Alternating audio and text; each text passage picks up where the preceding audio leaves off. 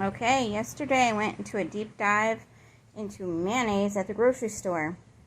And this is the only one I found that did not contain natural flavor or natural flavoring. And why is that important to me? Well, I'll tell you in a few minutes. But I just want to let you know that I challenge anybody that if you are calorie conscious and you're always looking at the label for the calories, to also look at the ingredients. It's very important that you know what's going into your body. Okay, let's get on to the nutrition label. Okay, I do have a culinary background of more than 20 years. I did go to school and culinary school and worked in the field. So about 5 years ago, I was going to be putting a product into the grocery store, and so I had to do a deep dive into the nutrition labels and what needs to go on them. So the FDA, this is an example of what the FDA guidelines, what they want in your label. They're pretty specific, right down to the font type and the font size, that you can see right there. And that's not a bad thing. I mean, it's a good thing. You got to be able to read your label. However, I find it odd that they do give food manufacturers, quite lenience or broadness on their labeling anything that is under the term natural flavor or natural flavoring. And I'll tell you why. What is meant by the requirement of the ingredients in descending order? So a food label the most highest quantity has to be listed at the top in descending order. So on this soup label for tomato soup, the tomatoes would be the most highest weight volume in there, then descending order from water to corn syrup, and then the other ingredients, and then this one even says natural flavoring. So that mostly you would think that spices, natural flavoring, salt, etc. would be lower down on the list, and usually they are. However, I'm finding out, and I'm going to be doing extra videos, that sometimes they're not. Sometimes they're in the middle of the ingredient label, and it's like, what the heck? Why is something made or tweaked in a lab?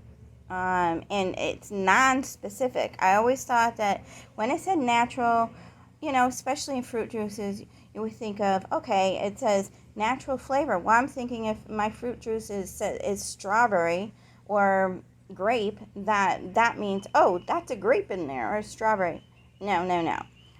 It could have some in there, but natural flavoring is, like I said, very deceptive. Okay, what does natural flavor mean? A good place to start is with the FDA definition for flavorings.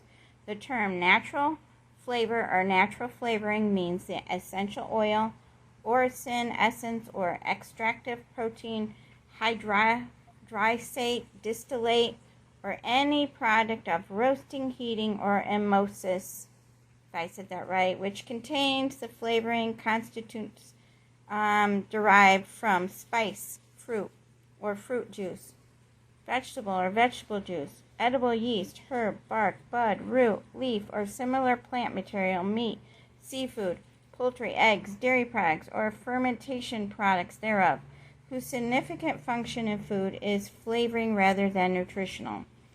Natural flavors include the natural essence or extractives obtained from plants. It says in simpler terms, physician and biochemist Kate Shanahan says natural flavors have to be extracted from some kind of food or plant. Similar to artificial flavors, natural flavors can still be tweaked and fiddled with in the lab. Oh, how nice. But they must begin in an actual edible food source. So they must begin as an actual edible food source, where areas artificial flavors can come from petroleum and other inedible substances. So you definitely don't want to have artificial, especially, anything that is inedible. So I guess natural would be a little bit better. But what is the thing is whatever the manufacturing is calling natural, it's basically not provided on the label. What they're calling natural flavoring or natural flavors, it's not being clearly put on the label. Okay, down the mayonnaise aisle. A lot of mayonnaise. Let's go to the one on sale. And let's see what the ingredients say.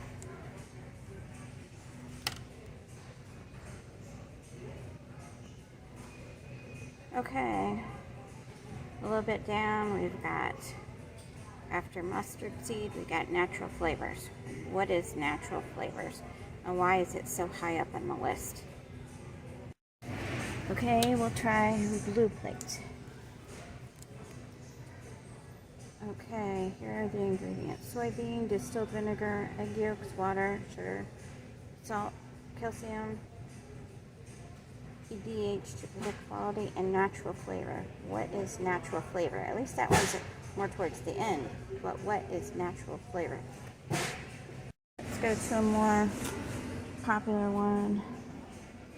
This is Kraft. And let's see. We're reading the ingredients. And again, middle part of the screen, it says natural flavor. What the heck is natural flavor? Okay, got the Heinz, popular name. And we look at the ingredients. Again, ingredients: soybean oil, eggs, distilled white vinegar, water, salt, sugar, natural flavor. What the heck is natural flavor? Okay, Iberia mayonnaise. Let's look at that one. Soybean oil, water, egg, yolks, vinegar, sugar, calcium. Towards the end, after paprika, natural flavor. What is that? Doesn't say. It's so natural, why can't they say? So, out of all this variety, I found one that I could bring home. Oops, I gotta put this one back. Was the organic one, which looks like it's on clearance and they're probably discontinuing. Is the Spectrum brand, organic. This is the only one I found that did not, oops, there it is, have, oops, I gotta turn around here, sorry about that. With their ingredients, it didn't say natural flavoring. If there was a flavoring in there, they said what it was: organic lemon juice, distilled vinegar, organic mustard seed. They said what they were adding. Okay, stick with me, people, as I would like to show you some information about your natural, and I say quote unquote natural flavor that they're putting in food products. Okay, we need to not only look at the calories on a label, but we need to read our ingredients, especially in all modified food that you're buying at the grocery store. And this even goes for organic. Okay, it says here, natural vanilla flavor. Because vanilla flavor made from beans of the vanilla orchid is expensive, natural vanilla flavor is often made by other means. Many companies produce it by fermenting ferulic acid, a derivative of rice milling or sugar. However, listen to this. Topping the chart as the most nauseating source of natural vanilla flavor, however, is Beaver anuses, which produce a goo called castoreum used in vanilla flavoring. Because these methods come from natural ingredients, they're often considered to be natural flavors and can be labeled as such. How nice. Okay, I will put the link to this article in the description, and this was a breakdown of what is in a Wendy's Frosty. However, I wanted to see, I ended up putting in like natural flavoring made from anal secretions of beavers. I think that's what I actually put in as my Google search. And basically, there's more articles. This is just one I thought was really good because it's right to the point. And I'll put this also in the description. How is something natural can be so gross? It is important to understand that just because natural flavors come from something natural does not necessarily make them healthy. For instance, strawberry flavor does not always come from strawberries or blueberry flavor from blueberries. Isn't that great? What about natural flavoring that is made from anal secretion of beavers? Castoreum is a substance found in the castor sacs of both male and female beavers. This aromatic liquid is mixed with urine and used for tutorial marking. It is also used by the food flavoring industry with regularity. How nice. In fact, an overwhelming majority of raspberry flavored foods are made from these secretions. Foods such as ice cream, fruity drinks, yogurt, candy, tea may contain these secretions, which the FDA claim are completely safe. What about the glaze on donuts and hard candy? This is made from feces of female lac bug, for real. That's gross. Anyway, I'll get to that another time. Mad science. Both artificial and natural flavorings are concocted in a laboratory by blending a variety of ingredients together. Does that sound natural when they have to blend things together in a lab? That doesn't sound natural in my definition. Both artificial and natural flavorings are created to hijack the brain, to encourage us to want more and more, to become food junkies. Okay, so how about putting this substance in things, and manufacturers know to have people coming back, like maybe their favorite morning stop before they go into work, they go to a coffee shop.